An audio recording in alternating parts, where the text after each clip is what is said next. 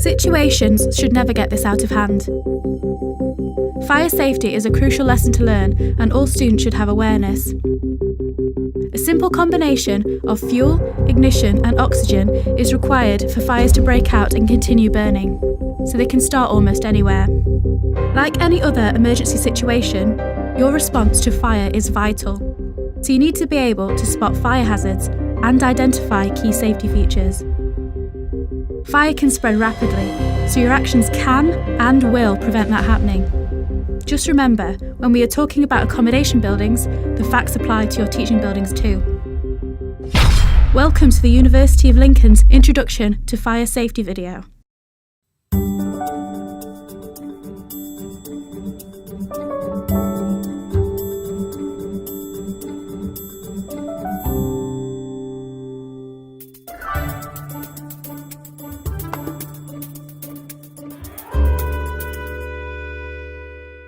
The fire alarm sound is a continuous bell or buzzer.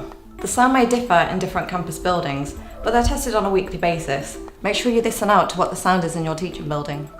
Buildings may have different alarms for different things. For example, a burglar alarm or a panic alarm or... Sorry. So it's very important that you can distinguish between the two sounds. You should also participate in the fire drills. These are a great opportunity to learn what the evacuation procedure is. Yeah, and as a bonus, if you're just coming back from a night out, well, you'll already be dressed. University student accommodation has fire safety equipment such as fire extinguishers, fire blankets,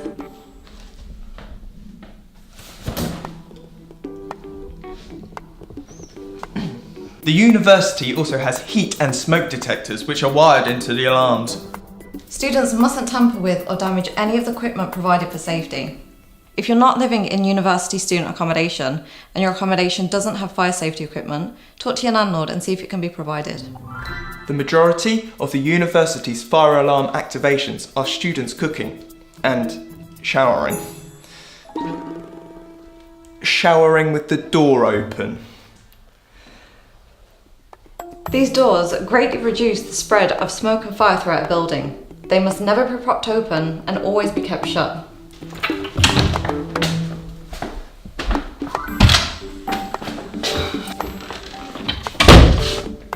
Doors should be kept closed at all times, especially if directed to by the blue fire door keep shut sign. Remember, kitchen and bedroom doors are fire doors. Hang on, if the doors always have to be closed, how do you ever leave? I know people do that. Just come on.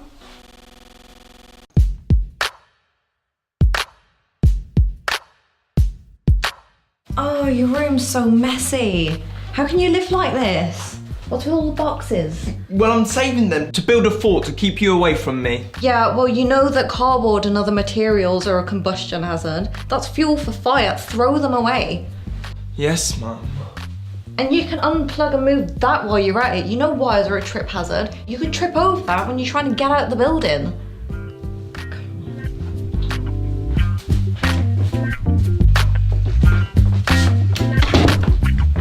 Did you turn your straighteners off? Straighteners? Hang on.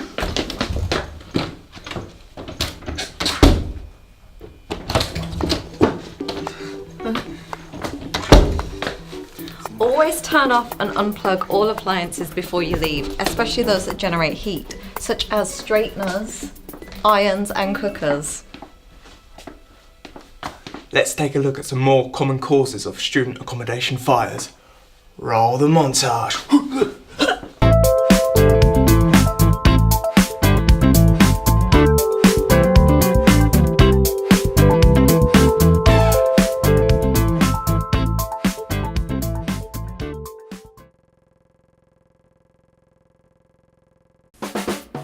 Pay attention and listen to what we're telling you.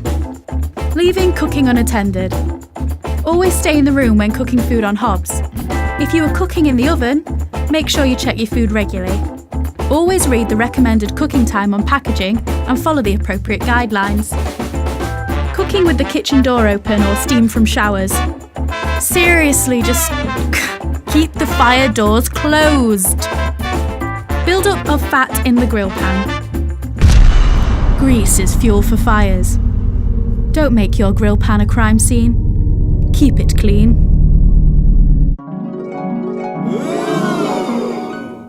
Breadcrumbs jammed in toasters. Empty the tray underneath your toaster or... this might happen. Don't worry, he likes his burned. Items left on cookers. Store tea towels on hooks just to keep them away from sources of heat. Sprays from deodorants and aerosol cans. Don't use these items when stood under sensors. Use of faulty or damaged electrical equipment. If you have any doubts about your appliance, you shouldn't use it. If you are borrowing equipment that belongs to someone else, check that it is in good condition before it's used. Candles and incense burners. Candles and incense burners are not allowed in student accommodation. Well, you know, maybe these ones. Smoking. University-owned accommodation and buildings are no smoking zones, so smoking is not permitted indoors.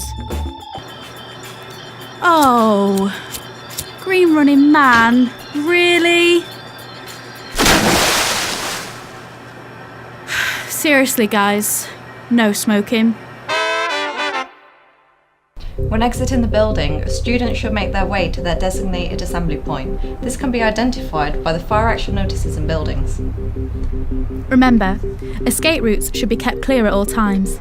Items should not be placed in front of or behind doors. These can cause obstructions and can block your exit from the building. Buildings' fire exits can be found by looking for the green running man. Not that green man, this green man. Students should make themselves aware of all exit routes in their accommodation and teaching buildings, not just the ones you use every day.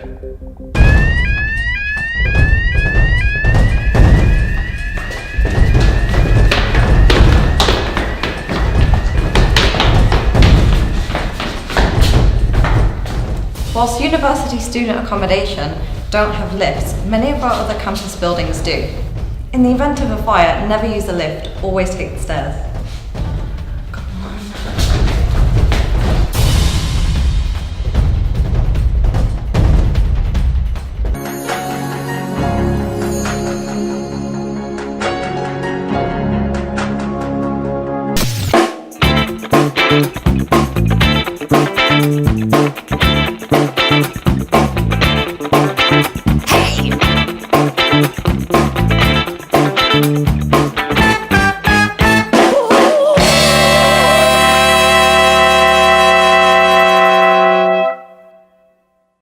Hey, check this out. Got my costume sorted for tonight. Oh, you're joking. As if we're going as the same thing. No. We are not going as the same thing. You're going as a poxy little builder. I'm going as a fire marshal. What's a fire marshal? Wait 1 minute, little missy. It's not often I know more than you. Oh, you're joking. I am not joking. A fire marshal is an appointed person to check all areas during an evacuation. They don't occur in accommodation, just in teaching buildings, the library and the sports centre. Okay, And they get to wear these desirable high-vis jackets. You should really listen to what they say during an evacuation. Okay, that's quite cool. So, they check evacuated areas to make sure no one's there? Indeed, a fire marshal is a very important role. They're available between 9 AM and 5 PM. And during out of hours, you can ask your security member for help. You just reminded me of something. Follow me. Yeah? So, what's this revelation then? Evacuation chairs. Ah, I know all about these. The university have both manual and power assisted units. Whoa, no. You can't go in that. Evacuation chairs can only be used by trained users. Staff members are users, and so are security, who are available between 8 a.m. and 5 p.m. I know, get off me then. Chairs are located in refuge areas, where a phone can be found, and additional guidance. If you think you may need further information or help evacuating, contact the Wellbeing Centre, who will be able to advise you on your personal emergency evacuation plan, also known as...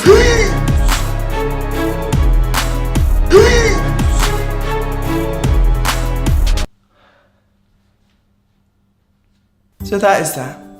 It's now time to say a fond farewell. Goodbye. Au revoir. Adios. Ovidose. Okay, we don't have time to say bye to everyone individually, but we can tell them where to go for more information. To access the health and safety blog, click on the link below. Or email your questions to here.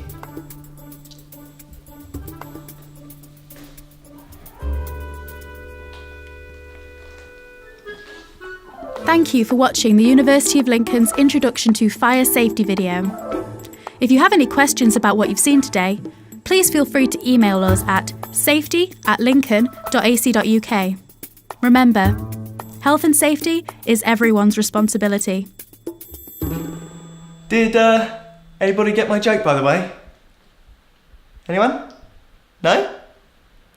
Safety shirt. Safety shirt. Huh? Anyone? Huh? Points if you did. Okay. Okay. Bye. Bye, guys. Bye.